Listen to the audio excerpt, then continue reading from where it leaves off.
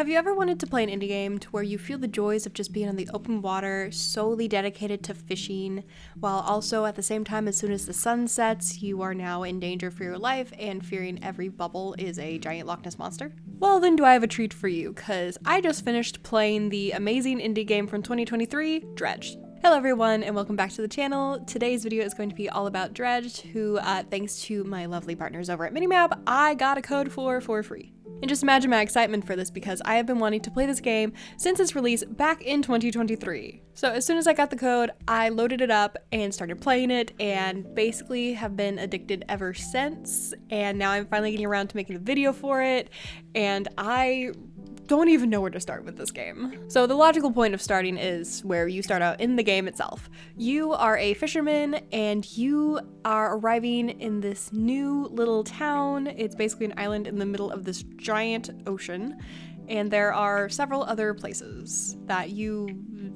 aren't touching for a bit. Now the lovely mayor of the new town comes out and greets you, gives you a small introduction for all of the places of the town, and gives you your new job title. Fisherman for the entire town.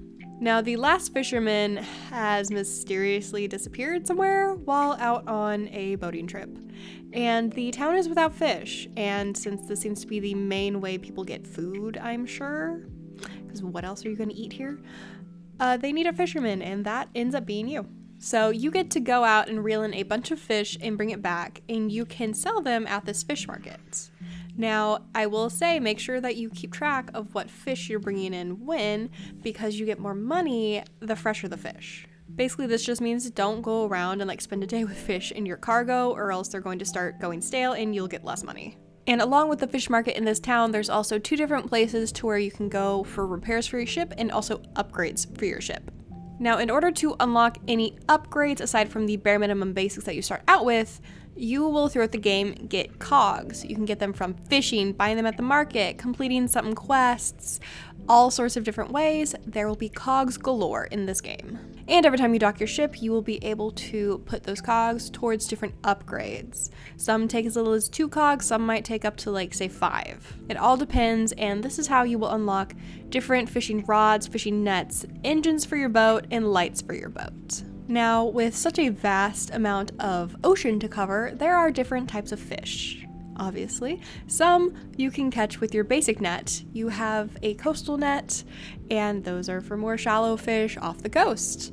And there are also fish that you will not be able to catch right at the beginning, such as the mangrove fish, the volcanic fish, the oceanic fish, and a handful more. There's actually quite a few. I learned a lot about fish playing this game. And so in order to get those fish, you use those cogs, get the fishing nets that say you can get those types of fish, and continue on playing. And so for the first few hours, I spent my time just piddling around the area right real close to the first port that you get and catching fish, just getting kind of used to the mechanics. It is interesting. Different types of fish have different types of reeling and mechanics, and I really like this. It's not super mundane. It adds a little bit of difference, but they're still all very, very simple. And when you finally feel ready to venture out, you can start getting a few tasks. Now, there is a lovely task board. It's basically like a little bulletin board that you can pull up, and it will gather all the tasks and missions that you get. Now, if you want to really start out your story quests for this, you will head south.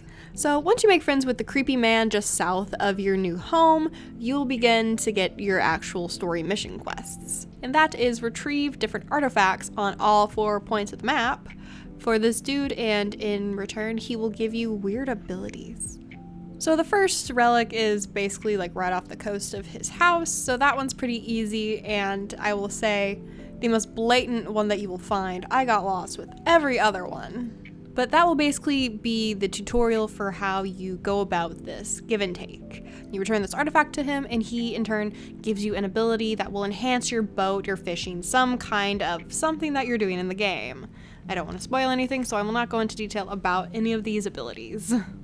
And this is where a majority of your story progression will come from. You basically will be given a task to go to each of the 4 corners of the map, and all of these places hold basically a mini storyline there. You will talk to different people around town, get a bunch of little missions, and do those while you are going through your big story mission there. And that is, you have to complete some quests first, and then you'll be able to find the relic in that area, rinse and repeat. This was really fun, and the way that it's divided up makes it seem like little bite-sized pieces that I can complete the southern west half of the map's quests, and then I'm done for the day and I put the game down or whatever.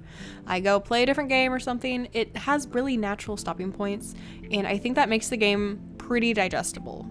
Or else I will be playing for hours and hours and hours just trying to catch fish. Now, pretty easy progression with each of these corners of the map is they will have a new fish, not mechanic, but different type of fish to get, which will require a different rod. Maybe you need some nets to get all the fish in the area, and you will know that based on what I've dubbed the Fishopedia. You have an encyclopedia of all the fish that you have, categorized by different locations and then broken down by, are they day or night fish? Are they rod caught or are they net caught? Do they maybe need a crab pot? And this makes finishing the Fishopedia a lot simpler of a task. Well, maybe if you're just searching for the main fish, completing the Fishopedia is actually a monumental task. Now, one thing that we have not touched on at all is nighttime in this game. Nighttime is when the horror part of the game pops out at you. Now, in the daytime, you experience tranquil fishing. Go at your own pace, find whatever you like, maybe find some materials along with the fish. Play Tetris with your cargo hole. But at nighttime, it becomes a whole different game. Now, nighttime, you've been warned day in and day out that don't go out at night unless you're very, very brave, because weird things happen at night. Anything from rocks appearing where they weren't in the daytime to odd fish.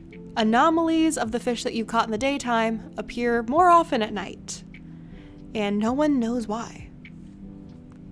And the worst thing is the giant monsters and ghost ships that try and ram into your boat to crush you and demolish you. That is the adventure waiting for you if you head off after nighttime.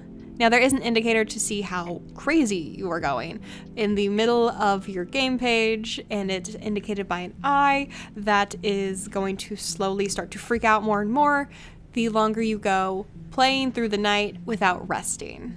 Now, I'm not sure how much that craziness reflects how violent the waters get.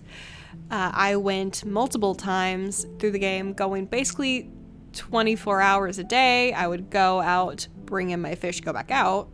And I also spent days going, I'm just going to rest because I'm trying to get through missions, so I don't want to die in the middle of the night to a Loch Ness Monster. And I really don't know if there was much of a difference between how often ghost ships and giant sharks attacked me versus not. I will say I did really enjoy going out at night because the higher chance of catching anomaly fish. Now, there will be certain pods that you will see that have this blue glowy thing happening above them, and I'm pretty sure that indicates that at some point in that group of fish will be an anomaly. Now, there are multiple anomalies for the same base fish, so there's no guarantees that you will get every single new variant, but at least you'll get something, and they do sell for a bit more, which is nice if you're trying to save up for that new rod. Now, talking about the rods, there will be different shapes of rods because obviously different types of rods come in different types of shapes. And in your cargo, this is where everything is stored while you are on the water, which means your lights, your engines, your nets, your fish, your fishing rods, everything, every little bit of material that you find, you're carrying everything in this cargo ship. And to make everything even more difficult, there are certain special spaces for each of your equipment. Your lights, your engines, your nets, your rods. Now you can upgrade these to get more space for your cargo in general and more space for your special equipment. But in the beginning, you're going to have to bear with a lot of returns to port to drop off all your fish. Now also, to make sure that not everyone makes the same mistake I did, make sure that the dimensions of the rod fit the dimensions of the cargo before you buy it. Please do that. Now, the cool thing is, if you do end up making that mistake and it doesn't fit, if you haven't put it in storage or installed it at all, you can refund it for the full price. But if you are, say, like me, and you sold the stuff that was in there before, you sell it for cheaper than you bought it. They get a discount buying it back from you. So that can hurt your bottom line, but as long as you have something, you can catch fish, get money, and earn the money back that you foolishly wasted. But that is something to look around at to make sure that you don't make those mistakes. I made that twice in my entire run, doing stupid similar things. But it's okay. As long as you have something, you can fish. Now, one thing that I highly recommend is paying attention to what the people around are telling you, especially when it involves the man having you go and get the artifacts. Because I foolishly went to the upper west corner instead of finishing the plot in the southeast corner because I wasn't sure what to do, and I spent a lot of time in a place that I wasn't supposed to be yet. So I couldn't catch half the fish in that area because I didn't have enough to get the special rods for that area. And started finding stuff for that main quest and then was very confused and didn't realize I had stuff for that main quest whenever I got there. Then had to use the game Wikipedia page for it to realize, oh, I already have the stuff that this guy is asking for. It's in my storage bin. So follow the places that they're telling you to. Everything will be basically marked on your map if it's a main quest. Just follow it or else you're going to get very confused. But each area has its basic own quest line involving a small handful of people, if not just one person, and it really just has you invested in each of these storylines. My favorite was the storyline for the section in the southwest corner, and I just really like that area. The story was my favorite, the types of fish that you find were my favorite, everything. That is also the area that I utilized the nets most of all. I will say, if you're trying to get the Fishopedia done, use your crab pots and use your nets in all the areas. It'll be very, very useful. And for some missions, you need to. So try and put those in somewhere. I know it's really hard to fit nets in if you're trying to get all of the rods in, but one thing that I did was I would put some rods in my storage, which you can only access in a port. Now, all of the ports are connected for your storage, so don't worry about going, oh, my storage with this rod is over here and I'm over here. They're all connected. But maybe put those in storage and put in a net for something and just kind of go around and see if you catch anything, because certain fish can only be caught in nets, and I learned that the hard way when I couldn't find a fish for an actual mission, and it needed to be caught in a net and not on a rod. This game also has a lot of fun achievements, so if you were an achievement hunter, I think that this is a really fun one. I personally am not, but I like to see the achievements pop, and so it did give me some dopamine. And I will also say, in the beginning, you're going to be moving slow. It's going to feel like a hassle to bring in all the fish. It does get a lot better. I will say, when you unlock the engine slots, get more engines. You can put the same type of engine in and it will basically just have you go faster. Please do that. I didn't for the longest time, and it was kind of driving me crazy how slow I was going and how long it took to get to other islands. And also, in each island, there is a fishmonger.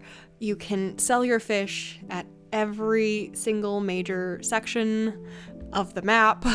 That was another thing that led me astray and caused me to put in hours in the wrong area. There's one in every section. Don't worry about that, because that was something that really stressed me out, thinking that I couldn't sell my fish and that my fish were going to go stale because I was really slow. But overall, this game was really fun. I put in probably about 20 hours into it. Actually, I can look it up. How long did I put into this game? Okay, I was very wrong. I put 15 and a half hours in this game. Okay. Yeah, but once I kind of got to upgrade my ship, I really became addicted and really wanted to keep playing it. And especially when I figured out kind of how the story was going to have me progress through the game, it made a lot more sense. And I also just spent a lot of time just fishing and trying to get as many fish as I could. There's a lot of little puzzles around the world that you can like put fish into this one rock and get some supplies out of, or go talk to this person and get a little side quest. Just all sorts of different things. I really enjoyed it. I highly recommend this. I gave it a 5 out of 5. I thought this game was great. I think I would recommend this to anyone who's open to indie games of any sort. Like, if you like fishing games, if you like kind of storage management, maybe. Now, the plot isn't super thick and in-depth, so there's no, like, warning, you're gonna have to read a lot in this game, which I know turns a lot of people off to some games. Me too sometimes. So that's not anything to worry about. Like, the progress, I think, happens pretty, like, at a good pace. And there's so many new fish in each new area. I really think anyone who gives this game a shot can really enjoy it. I'm just really glad that I finally got around to being able to play this game. I've been looking forward to it since 2023. But yeah, I will say all of this was an amazing experience with this game, all 15 and a half hours. I highly recommend this to anyone who is willing to play it. Like, please go wishlist it on Steam. There's also DLC for it that I kind of want to buy and play through. We will see, because I have a lot of games on my to be played list. So we will see. But yes, highly recommend this game. I cannot sing its praises enough. Once you get like the understanding of your game after like an hour or two, really starts to take off. You can really customize your ship to your own. You can also customize its color and its little flags. You find little flags and you can put whatever one you want. I went with a fish one because I'm a fisherman. And also, just, it's really fun and it works really well on the Steam Deck if you have a Steam Deck. I played a lot of it. I played probably at least 7 to 10 hours maybe on my Steam Deck. Amazing experience. I think that basically wraps everything up for this game. Love it. Singing its praises. Please wishlist it. Please play it. Please give it a shot. It's amazing. I literally had to look up the developers for this game and see what else they've put out. Anything that they put out in the future is going to be on my radar now. Just love it so much. So I want to say one last quick thank you to Minimap, who provided me the key for this review. Of course, like, there's no sponsorship, so all of my thoughts were my own. They literally just give me the key to write the review for their page. Thank you everyone who watched me just rave about this game that I really liked. I really hope you got something out of it. Really hope that you like it enough to wishlist it. And let me know if I did a good job at persuading you to give this game a try. Let me know in the comments down below. And, we haven't done a question of the week. What is your favorite game with a boating mechanic? I know some games do the boating driving mechanic really well and some do it very poorly. So what is your game that you think did the best or was your favorite? I think that's gonna be it for me for this video. Thank you everyone who watched. I hope you got something out of it, and I hope to see you again in a future video. If you think this one was good, give me a thumbs up. It keeps my videos on your For You page, and if you'd like me enough to give me a subscribe, I would love that. It makes sure that you don't lose me in the sea of YouTube content. I hope to see you in another video, and I hope you have a great day. Bye!